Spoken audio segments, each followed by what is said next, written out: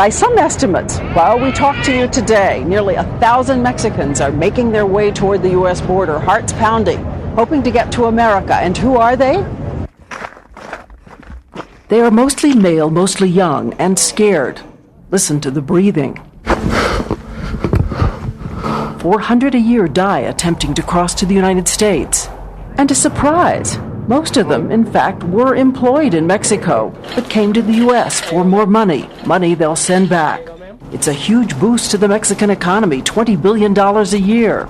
Another surprise, the majority pay taxes totaling billions, though it's estimated it still costs American citizens about $60 a year per person to subsidize the illegals' health and schooling. They're not American citizens.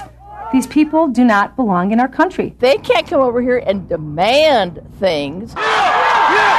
So a lot of Americans are erupting in anger, while others say, who are we kidding? It's too late to complain. Mayor Mike Bloomberg of New York says the city would, quote, collapse if they were deported. And there's a report out of Washington that the apple growers there don't have workers to collect the harvest. If you took away Hispanic labor from agriculture and from dairying in Wisconsin, we'd be in crisis. There's just no two ways about that. Las Vegas would stop. We would stop in our tracks. They do everything from cleaning a room to serving a cocktail to cooking a meal to serving a meal to cleaning the casino floor. It's dirty. It's sometimes it's very cold. Sometimes it's very warm. And Americans don't really want to do that anymore. I haven't been able to find them. And yet, fueled by anger, the U.S. is cracking down. Even building a 700-mile fence on the border at an estimated cost of $10 to $50 billion over the next 25 years. Will that work? What is the answer? And what can Mexico do? And those are exactly the questions we wanted to bring to the president of this country, whose offices are here in the National Palace. He has said that the United States can build its 700-mile fence for billions and billions of dollars and ramp up deportations, but it's not going to solve this problem. His name? President Felipe Calderon. He is the new action president with high approval ratings for his effort to combat drug crime and corruption. He is also a man with a graduate degree from Harvard University who thinks the U.S. approach to illegal immigration is doomed. What are you going to do about illegal immigration into America from Mexico? Felipe Calderon says it's time to stop yelling at each other and face the facts. It's impossible to stop that by decree. It's impossible to try to stop that with a fence. Why? Because the capital in America needs Mexican workers. And Mexican workers needs opportunity of jobs. Capital and labor are like right shoe and left shoe, and one needs the other. Do you feel that they have a right to come into the United States? No, what I think is it's impossible to stop that. It's natural. It's an economic phenomenon. So it's inevitable. It's not a question. Yes, it's inevitable. It's not a question of illegal or not. He even mentioned that apple harvest crisis in Washington State. The people of Washington State say that the apples of Washington are the best of the world, and probably that is true. Well, this year, those apples are still in the trees. And the problem is there is not enough Mexican labor or Mexican workers in order to work in the field. It is said in the United States that the $20 billion or so remitted from illegal workers in the United States to their relatives here in Mexico is very important to the Mexican economy. It's the second most important source of income to the Mexican economy. Therefore, it's in the interest of Mexico to keep them in America and get the money. That is absolutely false. You know, Mexico is losing with every single Mexican crossing the border. Why? Because it's the best of our people.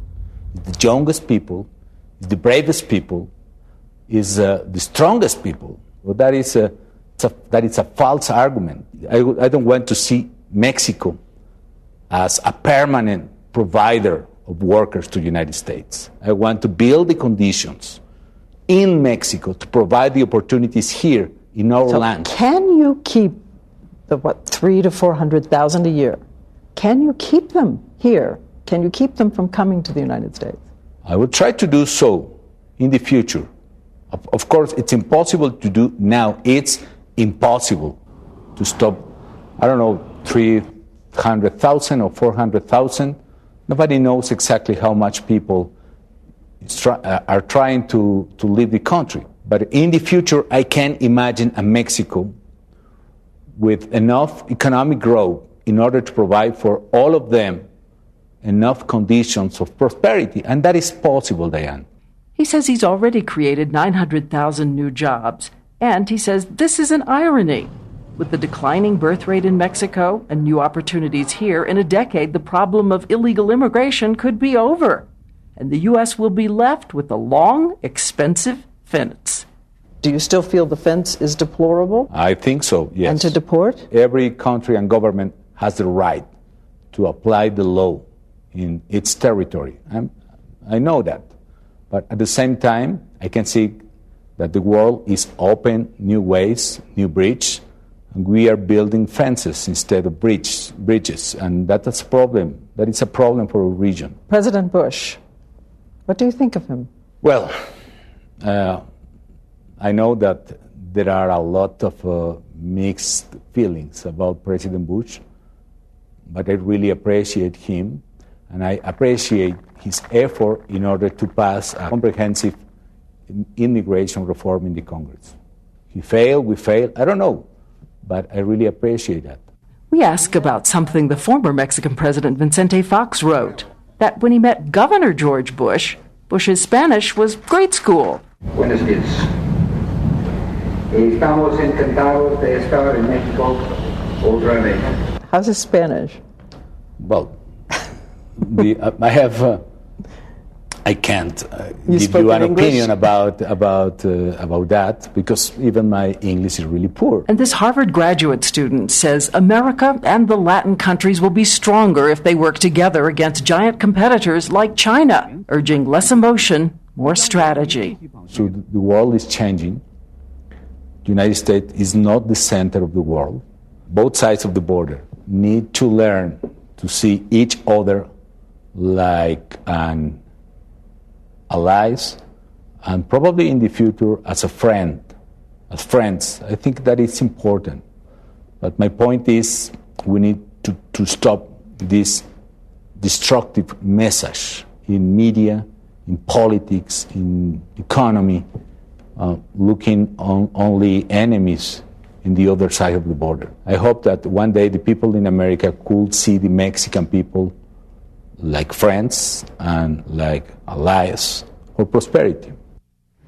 Very thoughtful answers there. Diane, let me ask you, for all this talk about keeping immigrants out of the country, this weekend, all these reports about the U.S. government trying to get more farm workers into the country. What do you know about that? Well, that's why the president of Mexico says there should be some streamlined guest worker program with controls over what the immigrants do, because by some estimates, 3/4 of the agriculture workers in America are illegal immigrants. And there's always that cautionary tale of the town up in New Jersey that got rid of all the illegal immigrants and then a year later had to turn around because of economic impact and invite them back in.